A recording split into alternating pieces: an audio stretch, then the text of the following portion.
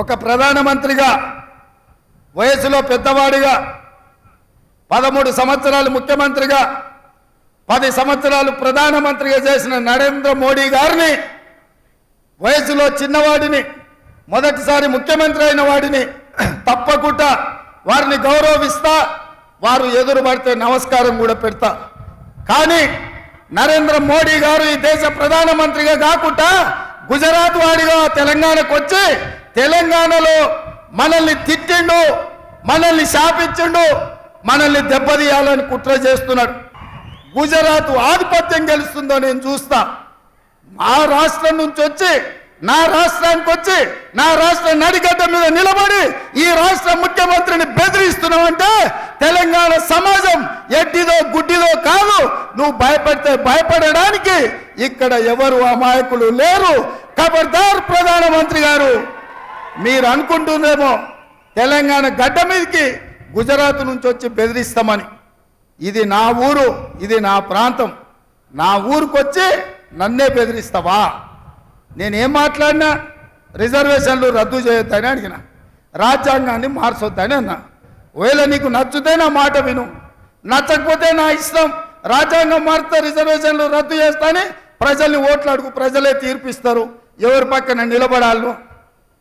అంతే తప్ప మీరు ఆలోచన చేయండి సోదరులారా. పక్కూరోడు మన ఊరికి వచ్చి మన ఊరు చౌరస్తలు నిలబడి మనల్ని అవమానించే విధంగా మన ఊరు వాళ్ళను తిట్టుతూ ఊరుకుంటే మనం ఊరుకుంటామా? ఉంటామా? మనకేమన్నా విభేదాలు ఉండొచ్చు, మనకు భిన్నాభిప్రాయాలు ఉండొచ్చు, కానీ మన ఊరు గౌరవం వచ్చినప్పుడు ఊరంతా ఏకంగా కావాల్సిన అవసరం ఉందా లేదా ఒక్కసారి ఆలోచన చేయండి. ఇవాళ నన్ను 1 తారీఖు నాడు అంటే ఇవాళ ఢిల్లీలో పోలీస్ స్టేషన్లో హాజరుగామని హుకుం జారీ చేసిండు అమిత్ షా గారు. ఏం దౌర్జన్యమయ్యా ఇది? నేను ఇవాళ కోరుట్లలో మీటింగ్ పెట్టుకున్నా, సాయంత్రం కుక్కట్పల్లిలో పెట్టుకున్నా, ఆ తర్వాత శేర్లింగంపల్లి పెట్టుకున్నా, రేపు జగిత్యాలకు వస్తున్నా. నేనంట ఎన్నికల ప్రచారం అంతా మానేసి ఢిల్లీ పోలీస్ స్టేషన్లో రాజ్యాంగం ఎందుకు రద్దు చేస్తున్నారు, రాజ్యాంగాన్ని ఎందుకు మారుస్తున్నారు అని అడిగినందుకు ఢిల్లీ పోలీస్ స్టేషన్లో ముద్దాయిగా పోయి నేను హాజరు కావాలనంట. ఇదేనా మీ నీతి ప్రధానమంత్రి గారు? మీకు ప్రధానమంత్రిగా బాధ్యత ఇచ్చింది ప్రజలు రేవంత్ రెడ్డిని పోలీస్ స్టేషన్లో వేయడానికేనా? ఇదా మీరు నేర్చుకున్నది? ఇట్లా భయపడి ఎంతకాలం మీరు రాజ్యాన్ని వెళ్తారు?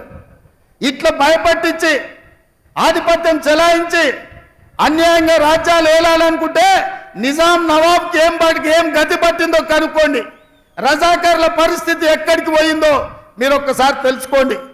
ఈ ప్రాంతం కొమరం భీం రామ్జీ గోండు, సర్దార్ సర్వాయి పాపన్న, చాకలి ఐలమ్మ, దొడ్డి కొమరయ్య లాంటి వీరులు ఏలిన ప్రాంతం ఇది. ఆ పౌరుషం మాలో ఉంది.